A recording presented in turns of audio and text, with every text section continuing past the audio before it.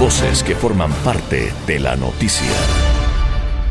Son las 8 de la mañana con 7 minutos y a esta hora tenemos en la mesa, se amaneció Iván Correa, él es secretario de la Administración Pública y Gabinete. Iván, ¿cómo está? Gracias por venir esta mañana a la mesa. Iván, ¿cuál es la evaluación de este año 2022? ¿Cómo ha sido para el gobierno este año? Bueno, muy buenos días, María Mercedes, y a todos aquí en la radio. Un placer estar aquí nuevamente y agradecerles por permitirme que a través de los micrófonos de Radio City pueda conversar con los ecuatorianos. Yo creo que este ha sido un año para el gobierno muy importante, en donde la gestión del gobierno se ha enfocado en dos temas primordiales. Primero, poner en orden la economía para enfocarla socialmente. Eso es lo fundamental de este año. Y recordemos que nosotros iniciamos nuestro periodo de gobierno con un déficit de orden de 7.000 millones. Ese déficit hoy está en 3.000 y el próximo año estará alrededor de los 2.000 millones. Y lo que ha sido primordial del gobierno del presidente Lasso ha sido poner en orden la economía, generar este ambiente de crecimiento que hay hoy en el país y obviamente un enfoque altamente social. Recordemos los ecuatorianos que este ha sido el gobierno del presidente Lasso, quien más ha invertido en el desarrollo social del Ecuador en los últimos tiempos. Este año se han invertido alrededor de 13.000 millones de dólares y para el 2023 sobrepasarán los 15.000 millones de dólares. Entonces, el gobierno del presidente Lasso ha permitido que, poniendo en orden la economía, poniendo esta casa en orden, podamos generar gasto social donde es requerido mayoritariamente por todos los ecuatorianos. Pero así como ha sido un año, como usted dice, positivo en algunas cosas, también ha sido un año negativo, sobre todo en temas de seguridad. Yo creo que Guillermo Lasso no se imaginó la magnitud del problema que existía en el Ecuador, porque no era tan visible. Era un secreto a voces de que el narcotráfico estaba totalmente infiltrado en todos los estamentos del Estado, pero no era tan visible. Este año se hizo muy visible. Las peleas entre las bandas se trasladaron desde las cárceles a las calles. Es decir, ha habido una situación realmente difícil. ¿Cómo se ha preparado ya, obviamente, o cómo ve el gobierno el año 2023 referente a ese tema? El tema de seguridad y el combate con la narcodelincuencia, porque eso es lo que es una guerra con la narcodelincuencia. Yo creo que lo importante hoy es que los ecuatorianos tienen claro que tienen un presidente que está dispuesto a enfrentar el tema. Por muchos años todos quisieron poner este problema por debajo de la alfombra. Totalmente, se lo escondió. Se lo escondió, no se lo contó, y seguramente se lo upó. Hoy el presidente Lasso obviamente ha sido muy claro con los ecuatorianos y lo está enfrentando. Y lo que estamos viviendo, como tú bien lo dices, es una guerra entre bandas, producto de las acciones del gobierno. Desde que el gobierno del presidente Lasso está en el poder, se han incautado alrededor de 340 toneladas de droga. Es brutal. Droga. Y esa afectación al bolsillo de los narcodelincuentes, pues, hace que hayan peleas en los territorios y enfrentamientos entre bandas. Pero no hay otro camino, María Mercedes. O la luchamos o perdemos el país. ¿Tiene ya el gobierno asesoría externa de alguien que realmente tenga un know-how, un conocimiento total de cómo enfrentar esta situación, que lo haya quizás aplicado en otro país? Sin duda, sin duda. Y recibimos ayuda directa de los Estados Unidos, de Israel, de Colombia, especialmente el país vecino del norte que ha enfrentado esta problemática por muchos años. Pero los ecuatorianos lo que tienen que tener claro es que lo estamos enfrentando, que no es sencillo, que no es rápido, pero por fin hay un gobierno que dice, no, este es un problema y este problema lo vamos a enfrentar y vamos a luchar porque no vamos a permitir que los ecuatorianos perdamos nuestro país frente a los delincuentes del narcotráfico. Y tengan la seguridad que el presidente Lasso está al mando del tema de seguridad y está haciendo todo lo que debe hacer para librarnos de ese problema. Iván, hay otro problema que es muy serio y que no ayuda al tema de la narcodelincuencia, y es el tema del estado en que se encuentra la justicia en el Ecuador. La justicia nos deja deudas tremendas. Hemos visto barbaridades por parte de jueces y de fiscales. Y claro, gente que hace opinión nos dice, bueno, es que el presidente Lasso no puede interferir, pero sí hay que tener una decisión política para asumir un rol y poner en orden sobre todo al Consejo de la Judicatura, que es el encargado justamente de escoger a los jueces y a los fiscales. ¿Qué va a hacer o qué está haciendo el gobierno justamente para que esto cambie? Porque hemos aquí analizado y hemos dicho, bueno, sí, hay corrupción en la justicia, por supuesto que sí, pero también hay miedo, Iván. También hay miedo, porque si yo fuera juez y tengo a alguien que me dice, sí, pero yo te voy a matar a tu mamá, a tu papá, a tus hijos, y si tienes la abuelita muerta te la vuelvo a revivir para volvértela a matar, si tú no dejas libre a fulano de tal, que es el jefe de un cártel o de una banda de los lobos, de los choneros, de los chonequiles, etcétera, o sea, quizás ese hombre los va a dejar libres. O sea, hay un tema muy serio con la justicia que nos deja deudas muy grandes a los ecuatorianos. El presidente Lasso ha sido muy claro que una cosa es interferencia con los otros poderes del Estado y otra cosa es indiferencia. El presidente no va a interferir porque respeta la Constitución y la ley, pero nunca va a ser indiferente frente a malas decisiones de los otros poderes del Estado. No es sencillo. Casos como los que tú mencionas humanamente no son sencillos, pero a las finales nos toca estar por encima de las circunstancias. Nos toca estar porque el país lo requiere. El presidente Lasso lo que está haciendo, todo el gobierno, es apuntar a que cuando ha habido casos en que la justicia ha actuado en favor de los narcodelincuentes, pues poner los radares y poner las luces de manera que las funciones del Estado, como el Consejo de la Judicatura, funcionen, la Corte Nacional de Justicia funcionen, y así debe ser. Todos debemos estar por encima de los momentos en que nos toca vivir y asumir las responsabilidades y los riesgos. Para eso decidimos la vocación que decidimos tomar en la vida, y eso obviamente nos pone en circunstancias a veces muy difíciles, pero bueno, el Ecuador lo merece, nuestras familias lo merecen. Son las 8:13 de la mañana, estamos con el secretario de la Administración Pública y Gabinete, Iván Correa. Iván, en el tema de seguridad, ustedes acaban de regresar de Washington, ahí lo vimos a usted en el Salón Oval, vacancísimo, debe ser una experiencia sí, chévere, por supuesto que sí, para cualquier persona en el mundo, emocionante. Sí. Pero más allá de eso, en el tema seguridad, lo que se supo es que Estados Unidos iba a ayudar con una cantidad, pero sé que es más, porque lo que se supo es que eran apenas $30 millones. Bueno, uno dice apenas, pero es bastante, pero para la seguridad tal vez no alcanza. Pero en la entrevista que tuvo el señor presidente la semana pasada dijo que era mucho más dinero y que iban a haber otros tipos de ayuda que nos hacen falta, porque se lo dije aquí al ministro del Interior y no le gustó. Yo estuve conversando con policías y me decían, yo tengo que pagar las balas, mi chaleco lo tengo que pagar yo, estoy aterrado de donde me manden. Este era un policía que en esa época trabajaba en San Borondón y me imagino que San Borondón para él ha de haber sido la panacea. Claro. Pero me dice, me toca me toca Bastión o me toca el Suburbio, me toca esto y me muero de miedo porque no tengo los implementos. ¿Ya van a ver esos implementos? A ver, yo primero sí quisiera enviar un respetuoso abrazo a todos los miembros de la Fuerza Pública del Ecuador. Son gente muy valiente, tanto Policía Nacional como Fuerzas Armadas, que salen de su casa siempre con el riesgo de no volver. Así es. Y la verdad que eso requiere de mucho amor por el país, de mucho amor por lo que hacen y de mucho esfuerzo, y para ellos mi respeto y mi admiración siempre. La reunión del presidente Lasso con el presidente Biden sin duda es un antes y después. Okay. Se hablaron de muchos temas durante alrededor de 1:30 que tuvo la cita, y obviamente seguridad fue el principal tema.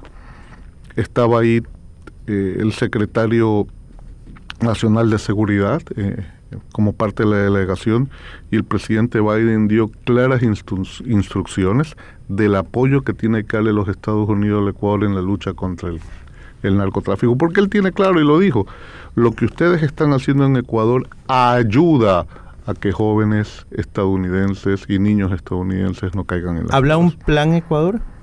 No se habló de un plan Ecuador, no se habló de un plan Ecuador, pero se habló de todos los temas relativos a seguridad y cómo el gobierno de los Estados Unidos podía y va a ayudar al Ecuador en su lucha.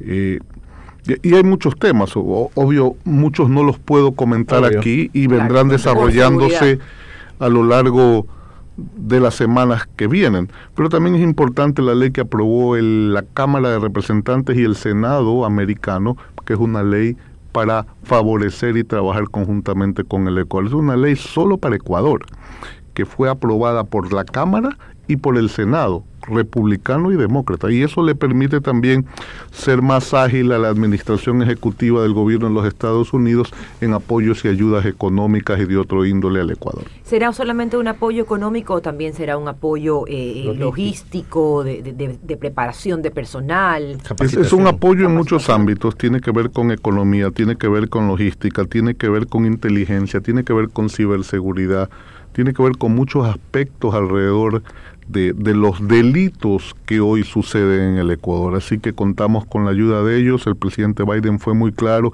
y el presidente Lasso también fue muy explícito en exponer la necesidad que tenemos como país de trabajar en conjunto en pos de la seguridad. Hay algo más que me sorprende, no de esa visita, pero hablando del tema de seguridad y hablando de países, de otros países, la llamada que le hizo el presidente Petro al presidente Lasso, pidiéndole, ellos con la experiencia que tienen, que le hayan pedido al presidente Lasso que colabore, es un gran paso que viene de un presidente que no piensa como el nuestro. Ahí sí te voy a decir que ahí hay un gran trabajo de nuestras Fuerzas Armadas en la frontera. Si tú vas hacia la frontera con Colombia seguramente y puedes volar en un helicóptero, vas a ver de un lado cultivos de un tipo y del lado del Ecuador cultivos de otro tipo. Así es. En el Ecuador hay palmas, en Colombia hay otros cultivos. Y obviamente la droga transita desde el país del norte hacia el nuestro. Y uno de los objetivos obviamente es reforzar nuestras fronteras. Y eso es lo que el presidente Petro y el presidente Lasso conversaron. Y los ministros de defensa se van a reunir de Colombia y Ecuador para tratar este tema esta semana. Y obviamente esperamos acciones conjuntas en beneficio de los ciudadanos de ambos países. Iván, la relación con la Asamblea. La relación con la Asamblea ha sido una relación tirante desde el día 1 de la posesión del presidente.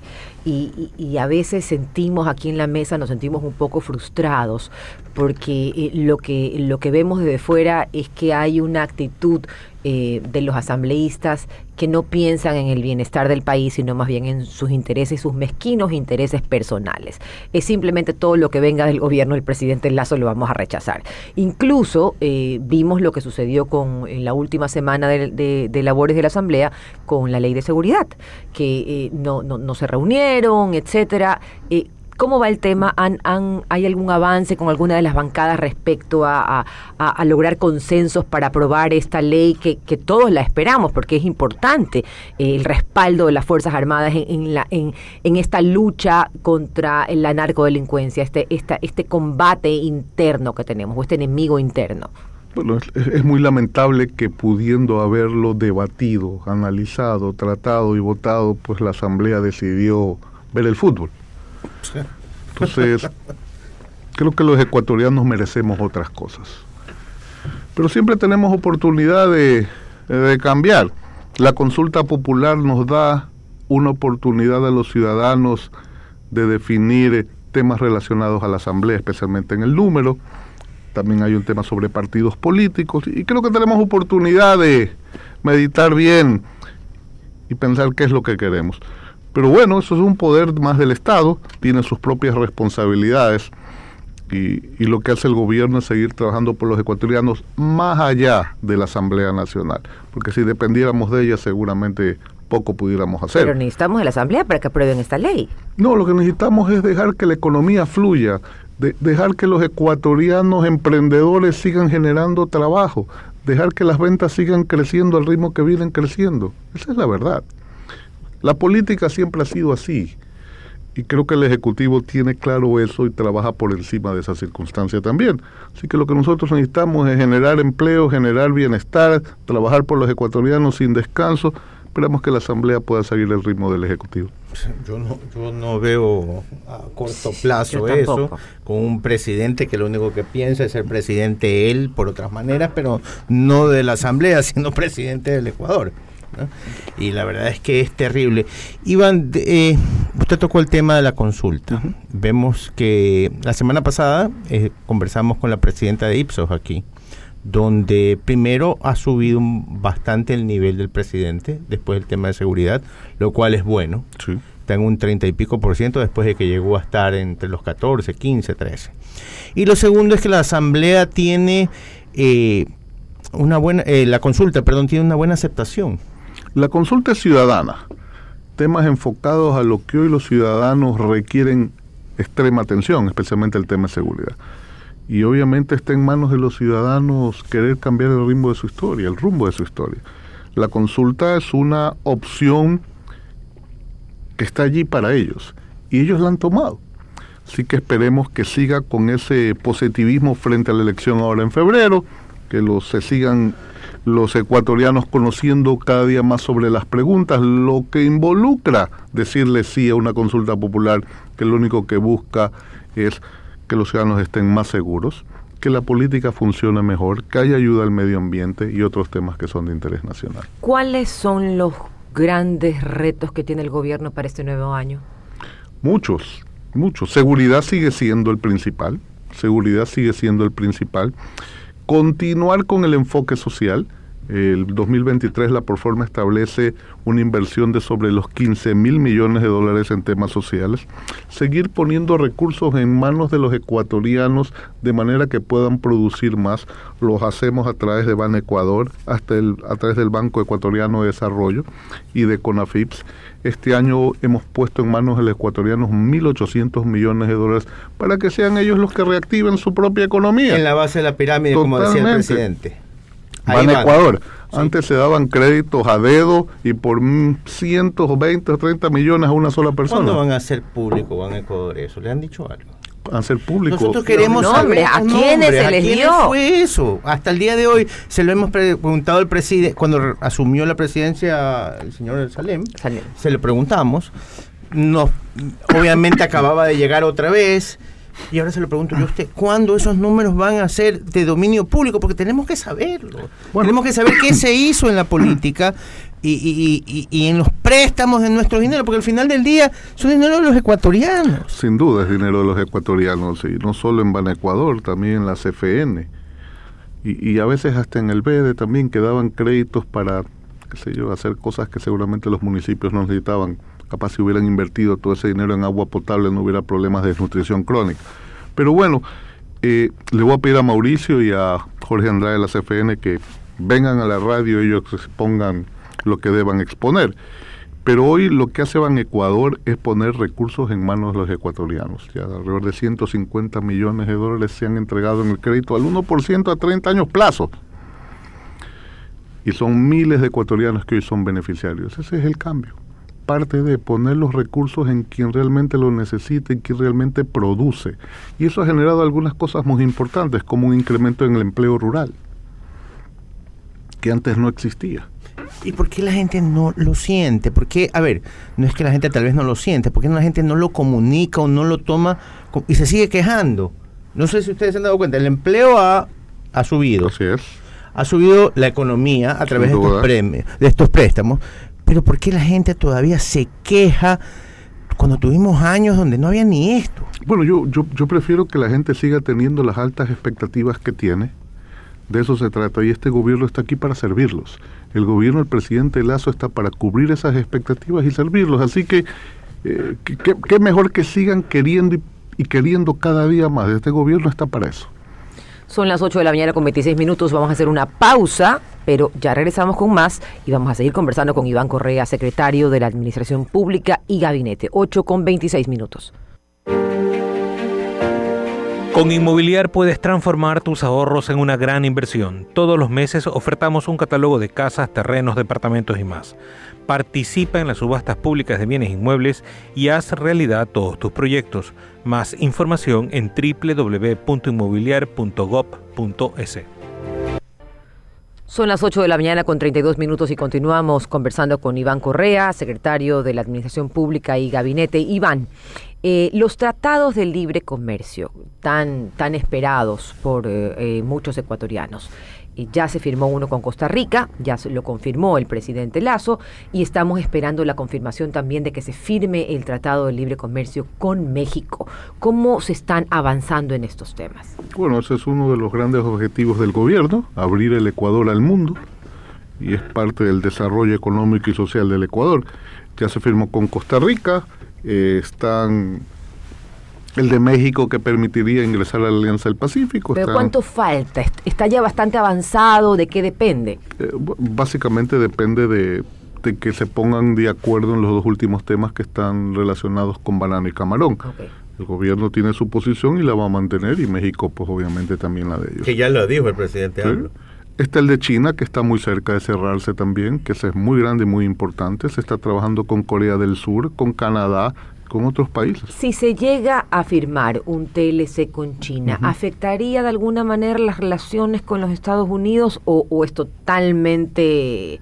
son temas distintos, no se mete Estados Unidos en eso? A ver, el presidente Lasso claramente maneja las relaciones internacionales de manera pragmática, y lo que busca es el bien del Ecuador. Por lo tanto, estas negociaciones son abiertas, son transparentes, no debe afectarle ni al uno ni al otro. Ecuador también busca cerrar un acuerdo de libre comercio con los Estados Unidos, y tanto es así que el Congreso, el Senado de los Estados Unidos, le ha enviado una carta al presidente Biden para que inicie el proceso. Así que nosotros somos un país que se quiere abrir al mundo y estuvimos cerrados mucho tiempo, y creo que eso nos permite que productos ecuatorianos puedan verse y promocionarse en todas partes. Así que seguiremos en esa línea. La libertad de expresión, eso es un tema que lo hablamos fuera de micrófonos, y es un tema, digamos, sensible, porque vimos una campaña electoral en donde varios medios de comunicación, varios personajes que hacen opinión, tomaron una postura de frente en favor del candidato Guillermo Lasso. Pero una vez que el candidato Guillermo Lasso se convirtió en el presidente Guillermo Lasso, hemos visto más bien una oposición acérrima a absolutamente todo lo que hace, a querer buscar la quinta pata al gato y a tener unas posturas contrarias, ojo, a mi criterio, hasta innecesarias. Porque nosotros lo que debemos hacer es investigar, pero hay posturas que son innecesarias, porque son simplemente todo lo que tú haces me cae, o tú me caes mal, y como tú me caes mal, entonces todo lo que tú haces lo critico. No. ¿Cómo lo ven ustedes? ¿Cómo sienten ustedes a la prensa en el Ecuador? Desde el inicio de su carrera política, el presidente Lasso ha sido un defensor total de la libertad de expresión. Es más, uno de sus primeros decretos fue eliminar ese reglamento que existía de la anterior ley, y obviamente enviar una nueva ley a la Asamblea Nacional que ya está aprobada, y es un defensor de la libertad de expresión totalmente.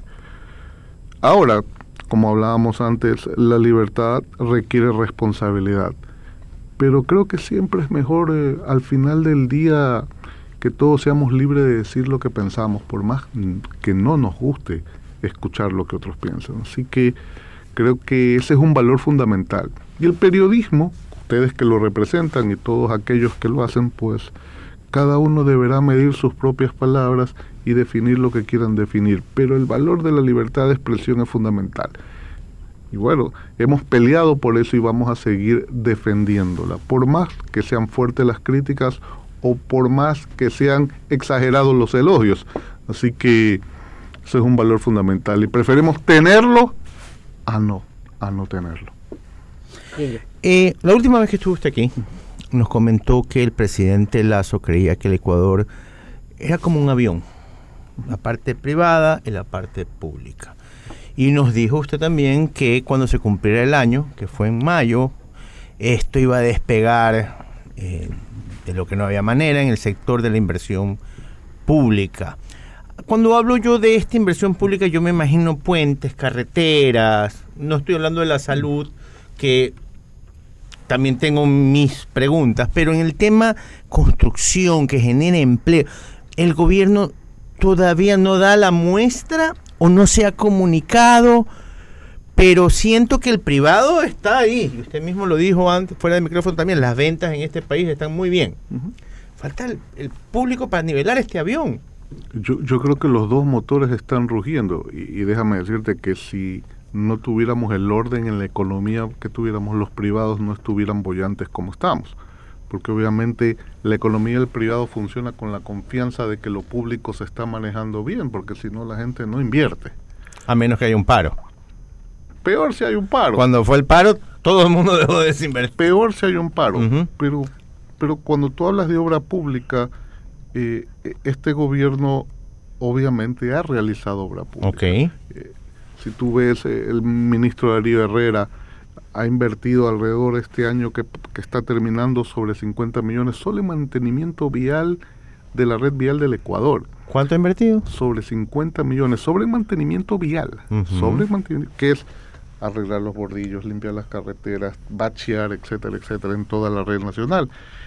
Y obviamente ha habido obras que son muy importantes, como la carretera Quinindé-Las Golondrinas, el acceso a Monte Sinaí, la carretera o el puente sobre el río Upano en Morona, Santiago, en fin, lo que estamos haciendo en Manta con la Manta Coliza, lo que hicimos en Cotopaxi, La Maná, cuando se derrumbó luego del fuerte invierno. O sea, hay obra pública, pero lo que no podemos permitir es destruir la economía nunca, porque eso paraliza al privado, y requiere de que los dos funcionen muy bien, y a medida que el Estado genere recursos producto de sus ingresos, seguirá invirtiendo en obra pública para los ciudadanos, no solo en carreteras, también en vivienda, también en hospitales, también en escuelas, que también son obra pública. Y justamente usted ha hablado y ha tocado el tema de la vivienda, y la vivienda también fue una promesa del presidente Lasso. ¿Cuántas viviendas se han entregado en el 2022 y cuántas están proyectadas en el 2023? En el 2022 se entregaron 15.000 viviendas de interés social a los ecuatorianos. Esperamos mantener el mismo ritmo de crecimiento en el 2023, pero también generando otros esquemas de soluciones habitacionales que tienen que ver con el medio en que viven nuestros ciudadanos, ¿no? Así que la ministra Aguilera está haciendo una gran tarea, y también se han terminado una serie de proyectos que los habían dejado abandonados y que este gobierno los ha tomado y los ha hecho realidad para miles de familias que no tienen cómo pagar una vivienda y que el gobierno se las da sin ningún costo para ellos. Importante, Sí. Porque eso era algo que también estaba pendiente. Salud. Vamos a la salud. Antes de que me dé cifras y números, le quiero preguntar algo. Sí. ¿Qué van a hacer con las vacunas que se tienen que caducar pronto, me imagino? No sé cuánto tiempo tienen de vida del COVID.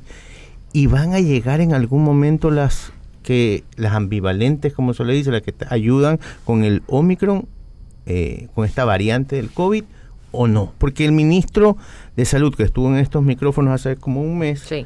fue muy escueto al hablar del tema, como que no sabía qué contestarnos, porque no nos dejó claro la película. ¿Cuál es la película en el tema de la vacunación del COVID? Bueno, yo creo que... Y ojo, hay mucho, le dijimos aquí nosotros que mucha culpa tenemos los ecuatorianos que no nos hemos puesto la Así tercera y la es, cuarta. así Yo tengo es. las 4. Yo también tengo Sí, todas. aquí A en la mí mesa ya todos mismo tenemos me las salen 4. escamas. Bueno, yo creo que el programa de inversión social más grande que ejecutó el gobierno en sus inicios fue la vacunación. Fueron Correcto. $1.000 millones. Sin vacunación no estuviéramos Conversando. 2, no estuviéramos económicamente activos. Y la gente a veces lo da como que no fue o ya pasó. Pero sin duda fue el proyecto de inversión social más grande que ha tenido el país en términos de medicina, y hoy estamos viviendo todos tranquilos gracias a eso. Ahora no hay que descuidarse, hay vacunas suficientes, vayan a ponerse las dosis, la tercera y la cuarta dosis. También hay vacunas para la influenza. Correcto. Así que yo creo que cada ciudadano debe asumir su responsabilidad, el gobierno hace la suya y esperamos que todos acudan a los centros de vacunación a ponerse sus refuerzos. Ahora, hay vacunas suficientes, ya en el mundo pues la escasez ya dejó de ser una realidad frente a las vacunas del COVID, y obviamente lo que fue una pandemia ahora se está volviendo una enfermedad endémica.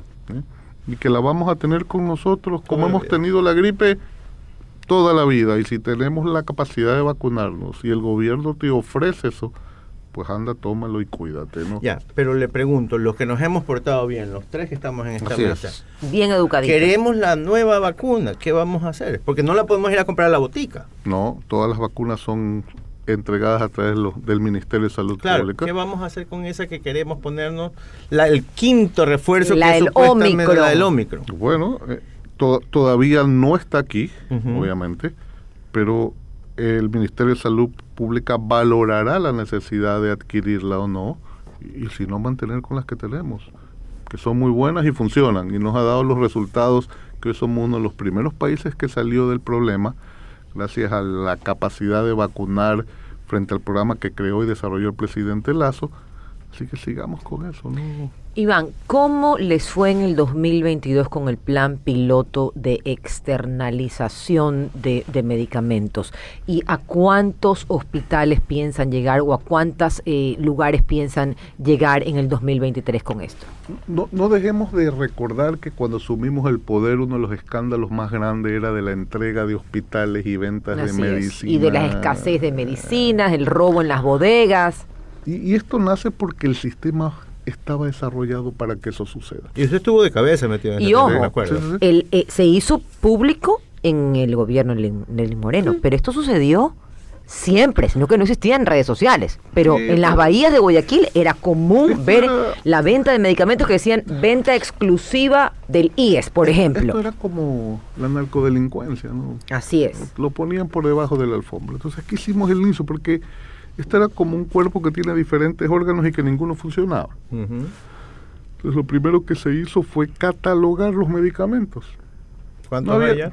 Alrededor de 400 medicamentos catalogados, que permite eso, que hayan ingentes ahorros al Estado, porque las subastas generan ahorros en los precios y obviamente los hospitales y los centros de salud pueden adquirirlos inmediatamente. Hay precios fijados, ahorros gigantescos y obviamente los recursos son bien administrados, generando eficiencias para todos. Entonces eso fue lo primero. 2, se está trabajando en un proceso de automatización y digitalización del proceso de inventario que tampoco existía. Qué bárbaro, ¿no? Pensar que algo tan básico para un hospital público que compra millones de dólares en medicamentos no existía. No te imaginas. Y tercero, obviamente se creó el programa de medicina cerca. Hoy en día tú ya no escuchas lo que escuchábamos al inicio. ¿Por qué? Porque hay medicinas en los hospitales y el programa de medicina cerca también funciona. Es más, compiten entre los dos ahora. Y eso es bueno porque el ciudadano puede obtener sus medicinas en la farmacia del hospital o también en la farmacia más cercana, depende de lo que necesite o lo que requiera. Comenzamos con 8 hospitales medicina cerca. Hoy se han entregado alrededor de 150,000 recetas ya con medicina cerca. De ahí estamos, yo creo que para finales del próximo año debe estar en toda la red pública de hospitales y centros de salud a nivel nacional. Esa es la idea. Son buenas Pero noticias. queremos que las dos cosas funcionen, que funcione medicina cerca y que en las farmacias de los hospitales también existan medicamentos. Esa es la idea. Hay un trabajo todavía que hay que seguir, hay que poner en orden todo el sector de salud y lo estamos haciendo, pero haciéndolo bien. ¿Cuánto se ha invertido? ¿En salud? Sí, señor. Alrededor de más de 3,000 millones de dólares este año que está terminando. ¿Y el próximo año cuánto se va a invertir en salud? Se va a invertir alrededor de casi 3,500 millones de dólares también. O sea, la inversión de salud es muy grande. Se han entregado hospitales en Manta, en Puerto Viejo. Y al cerrar el año, Iván, están abastecidas ya todas las farmacias, porque la gente se quejaba sobre todo con las personas que tenían enfermedades catastróficas, por ejemplo, tratamientos de cáncer, de HIV. Bueno, ahí hay 2 temas. El abastecimiento sigue creciendo, debemos llegar alrededor del 90%, estamos cerca del 80%, todavía falta, eso es una realidad, y seguimos trabajando para dejar resuelto ese problema, no para este gobierno, sino para siempre. Y también el IES, que tiene recién que comenzar a hacer el mismo proceso y tener sus farmacias abastecidas de igual manera, porque los pacientes en el IES obviamente se trasladan a los hospitales de salud pública y también son atendidos con tranquilidad y con buen servicio. La idea es que reducir el gasto que pudieran tener los ciudadanos en comprar sus propias medicinas, y obviamente el Estado es el que debe asumir ese costo y hacerlo bien siempre. No solo cuando para su gobierno, sino para otro. Hacerlo bien siempre. Cambiando de tema, la semana pasada estuvo aquí Jorge Buxade por los micrófonos. Él es parlamentario de Vox de España, claro, es parlamentario europeo. Y conversaba con Meche y le decía que Ecuador no debería estar en la misma, por decirlo de alguna manera, la misma bolsa, el mismo saco que está Kuwait, Marruecos y Qatar. Omán Qatar también. Y que Ecuador es de los pocos países que es la luz de Sudamérica, porque no es un gobierno del siglo XXI, etcétera. Pero nos dijo que no había fecha para la votación sobre el tema de la exoneración de la visa Schengen para Ecuador. ¿No cree que la noticia, el presidente y el canciller la dieron muy rápido y nos emocionó a todos, y después vino esta mala fortuna con el tema de Qatar y no sabemos si es Marruecos o Omán? Bueno, yo creo que el presidente y el canciller lo anunciaron fue porque esos eran los plazos establecidos por el Parlamento Europeo. Simplemente trasladaron eso, que ya era público igualmente. Uh-huh. Bueno, después se dieron los hechos que se dieron, uh-huh, y obviamente entiendo que han trasladado la votación para el mes de enero del próximo año. Esperemos pues que Ecuador, gracias a las acciones del Parlamento Europeo, pues sea exento de la visa Schengen y muchos ciudadanos puedan viajar a Europa sin ese requisito. Usted que lo sabe mejor que nosotros, ¿por qué Colombia y Perú obtuvieron esa exoneración antes que Ecuador? Bueno, yo creo que habría que preguntarles a quienes estuvieron en el gobierno antes que nosotros. Eso es una realidad, ¿no? Habrá que preguntarles a ellos qué hicieron y qué no hicieron. O qué dejaron de hacer. Son las 8 de la mañana con 50 minutos y le agradecemos a Iván Correa, secretario de la Administración Pública y Gabinete, por haber estado con nosotros esta mañana en la mesa. Se amaneció. Le invito unas galletitas, Iván. Ah, claro que sí, sin duda. Unas galletitas. Sin duda. Para que se deleite. Y ya, pues ya con esto ya cerramos la Navidad y la comedia de Navidad. La última pregunta, ¿qué le desea el gobierno ecuatoriano a los ecuatorianos para el próximo año? Bueno, en primer lugar, paz. Mucha tranquilidad, mucha prosperidad, que la familia siempre permanezca unida, que los jóvenes estén motivados, que tengan ganas de aprender, que tengan ganas de progresar, que tienen un gobierno en el cual pueden confiar, que estamos haciendo las cosas bien. El presidente Lasso tiene muy claro el camino que está enrumbando al Ecuador. Se está comenzando a ver esa mano en el Estado, así que simplemente que tengan un muy buen año, en paz y en tranquilidad, en unión de sus familias. Los ecuatorianos no somos pacientes por naturaleza, obvio, pero eso nos hace diferentes también, ¿no? Eso nos hace diferentes y eso nos hace que generemos más expectativas y que querramos más, así que bien por eso.